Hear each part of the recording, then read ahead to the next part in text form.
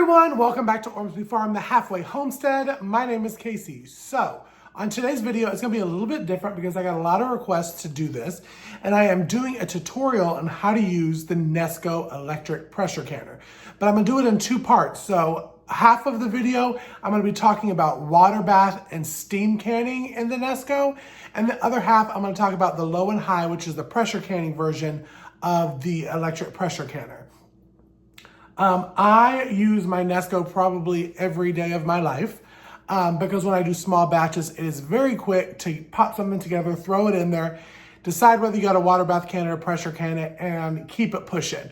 Also, it's really good if you have leftovers to can leftovers. I was peer pressured into getting one probably about 2.5 years ago by my friends Ann and Monica. Ann is over at Andale Homestead and Monica over at Bland's Promised Land Ranch. And I am so glad that I listened and fell for that peer pressuring because it is my favorite kitchen tool. Now, before we get into it, I just want to say I have a Nesco. There are a couple different kinds. Nesco and Carey are probably the two brands that are the most popular. I have a Nesco, so my tutorial is truly going to be based more on the Nesco side, even though they go hand in hand on what to do. But my friend Ann over at Andale Homestead has a tutorial on the Carey. So I will leave her video right up here if you have a Carey and want to head over there. But again, they're pretty simultaneously side by side on how you use them. So if you have a Carey and you want to kind of stick around to learn the water bath canning or the electric pressure canning on it, I really do appreciate it. I will guide you through and hopefully answer all the questions that you have on these canners. But for those that are new, hello, my name is Casey. I am from Ormsby Farm, the halfway homestead. I was a city boy that moved out to the country, that moved back to the city, but I'm about to move back to the country. So if these type of videos interest you, whether that's canning, backyard chickens, cooking from scratch, and preserving, I hope you go ahead and click that subscribe button. If you click the thumbs up and the subscribe and the bell, YouTube will notify you when I put new videos out, which is usually 3 videos a week is what I've been doing. So let's go ahead. Oh, and I also will leave the timestamps down below for the water bath and the pressure canning if you want to skip any of them and, you know, do that thing. But let's go ahead and get into the intro so I can first talk about the water bath canning and steam bath canning. Ormsby Farms and the halfway homestead.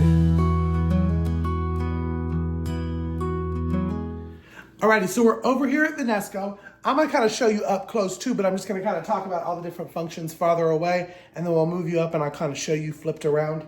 But right here, you got the top that locks in. Make sure you lock it. It's just like an Instapot. It doesn't do anything unless you lock it. This is your vent up here, and I'll show an overlay video right here on the top of it. Its exhaust is gonna be where it's pointing either to east or west. And if the little knob thing is pointing to the south, you know that it's vented and sealed. For water bath canning, you don't even need to worry about this. You don't touch it at all. Don't do anything with it. But with pressure canning, when I get back into the pressure canning talking about it, this is important kind of side piece that you need to know. Down here on this right here, again, I'll show you a video. You got the water bath steam, you got the low, and you got the high. The low and high are gonna be your pressure canning. The water bath steam is what you want to do when you water bath can, which is what we're doing right now. The time, up or down, start. And the great thing about the Nesco Electric Pressure Canner, it is not only just for canning, you also can use it like an Instapot, brown meat, pressure cook, and you can do a slow cooking. So basically you can just toss out all of those gadgets that you have and just get the Nesco Electric Pressure Canner or the Carey. And I'll leave my affiliate link down below if you're interested in getting one. They're really, really good price right now, so you won't want to miss that. So also, let me go ahead and flip you around to kind of show you a little bit more of the inside of it. I have some jars in here that I'm about to water bath can. And that is what I'm going to show you how I'm doing it right now for the water bath canning. Alrighty, heading back over again, all the little knobs are right here. I don't know if you can tell on the camera, but they are very well used. Because, yeah, you can probably tell it right there. Because I use it, again, all the time. But in here, you have this line here which tells you when it's full. What I like to do, especially for a full water bath canning, which I have 3 pints and 3 half pints in here, is I put in 14 cups of water. Now, when you do the water for either water bath canning or for electric bath canning, it needs to be the same temperature of what you have in your jar. Lukewarm jars, lukewarm water. Cold jar, cold water. Hot liquid, hot jar, hot water. That is kind of the one that you need to stick to all the time. But what I did is I put the 14, and then it usually brings where it's about an inch of headspace over the jars. If with quarts, one thing that I've noticed with quarts is to get it covered of the quart is getting it above this full line. You don't want to do that. And when I have something that is a quart that I'm water bath canning, I do more of the steam function, which you do it just the same, but the steam function needs to be covered at least halfway of the jar when you're doing the steam bath. So I have it. You don't want to go over the full. Make sure that you have your water in there. If you want to do a dollop of white vinegar, if you have hard water, this is the time to put it in. So what we're going to do now that we have our jars in here, of course we have it with our 4-jar lids. It is probably one of my most favorite canning lids. I've been using them for 3 years. They're absolutely amazing. I have a promo code ORMSBY10 if you want 10% off of your purchase with them. They have canning jars now. They have fun. I mean, they're just stockpile. It's a great company, wonderful product, wonderful customer service. I can't highly recommend them enough. So go ahead and stock you up with some of those. But we've got all the stuff in here. What we're going to do now is we're going to seal. I talked about this before. You have the open. Let me get it back to the open. And you got it closed. Closed, you can't open it. It's your safety lock. Remember I said for the water bath canning, we're keeping it at exhaust and we're not touching it. There's no need to touch it. And now we're gonna go down and we're gonna put it in on the time. Now, with the jars that I have in there, tomatoes need to be water bath canned at 40 minutes. I have half pints in there, but they're okay going the 40 minutes as well. What I'm going to do is I'm going to press water bath and steam. You heard the beep, and we're gonna put it up to 40 minutes. Let's see if I can do a little bit faster. And then we're gonna press start. You're gonna see that there's this little circly around thing. What that is doing, either whether it's for pressure canning or water bath canning, is coming up to pressure. So this means right here that your Nesco Electric Pressure Canner that you're doing water bath is bringing up to a boiling temperature before the start. So if you're doing the standard in a water bath canner, you're wanting to bring the water up to a rolling boil before you start your time. So this will not show your time until it is a boil inside here. That's why you don't have to worry about this, because you don't want any pressure. You just want it rolling boil. And then it will start the 40 minutes. Once it is done, one thing about this is you are going to let it have to come down by itself, which is usually about 10 minutes. And then you're able to open it up and, do its thing. But I'm going to come back and show you once the 40-minute time shows. So now I'm just going to I'm going to set it and forget it and let it come up to a boil, and then it's going to beep. It's going to make a big loud beep when it's up to boil and the 40 minutes has started. All right, I don't know if y'all can hear that the boiling is starting. It hasn't beeped yet, so hopefully, I'm hoping to get the beep on the camera so y'all can see. Do y'all hear? It sounds like it's coming up to pressure, but it will never come up to pressure because it's not vented. But that means the boiling is about to start, and then you'll hear the beep, and it will show the 40 here.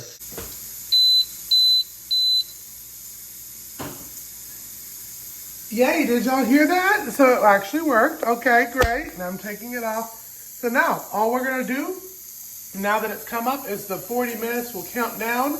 It will beep, that same noise when it's off. I'll try to show you the off. And then we're gonna let it come down before we open it up. And the locked top will not open up until all of the boiling pressure, because it's not really pressure, but pressure is down. So now I will see you in 40 minutes. Oh, y'all, I missed a beep. It beeps 3 times. All right, so now it's off. It's done. So now what we're going to do is we're going to let it come down. You hear? It's still the little pressure sound. And that comes down, which is usually about 10, maybe sometimes 15 minutes. We can open it up and show you. One thing that I like to do, especially that helps it come down more, is I like to go ahead and unplug it. It's not going to do anything to mess it up. But now we're just gonna let it come down before we open it. All right, now, so y'all, it's come down. I'm able to open it to open. And we're gonna carefully face away from it because the steam won't come out. They're all looking good. Now let me pull it out, and then we're gonna get on to the pressure canning. Alrighty, now we're talking about the pressure canning side of it.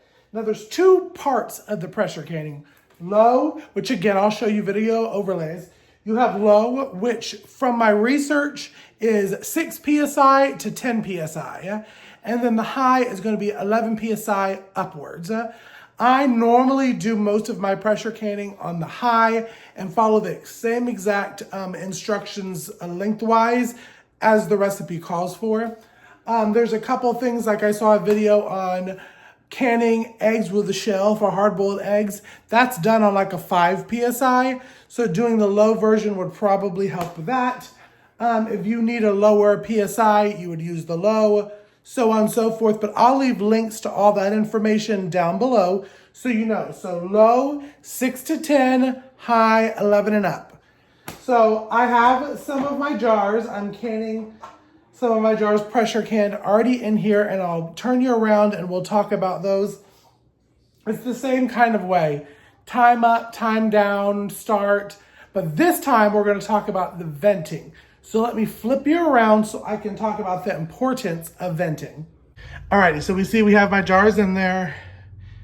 Yes, I'm canning mac and cheese. And I have it, I usually put the water up to the 6 cup notch on there. And then we're just gonna close it and lock it like we did before. We're gonna make sure that this is venting, the exhaust is on, and we're going to press high. And for this, I'm doing 20 minutes, but whatever your recipe calls for. If it's a meat soup, it's 90, beans, 75, or it's 90 for quart. You just need to follow your recipe. You're press high and then the time that you want. And then we're gonna press start. Same as before, this little circly thingy thing is gonna go around, and it's gonna do that until it comes up to pressure. When it comes up to pressure, I'm gonna try to get the beep, but it's the same beep as before, but it's gonna say E10.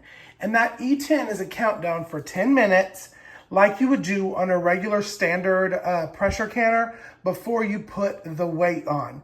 And at the end of that E0, that is when we are gonna go and seal this. It's like putting the weight on, but I'll walk you through it. So now we wait for it to come up to E10.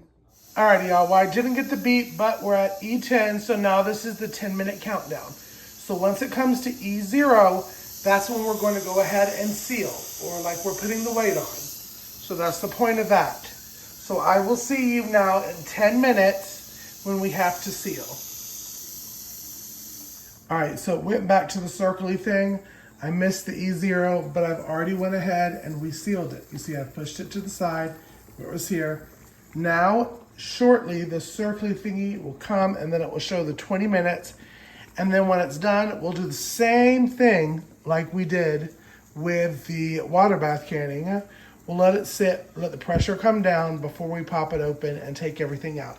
So I will see you in about 20 minutes. Literally, as I shut off the camera, it beeped for the 20 minutes. So there's the 20-minute start. Now, in 20 minutes, I'll see you back. Alrighty, so now it's off. So what we're gonna do, this usually takes a little bit longer than the water bath canning, but you see, still in pressure. We're gonna let it sit for a while and then take everything out.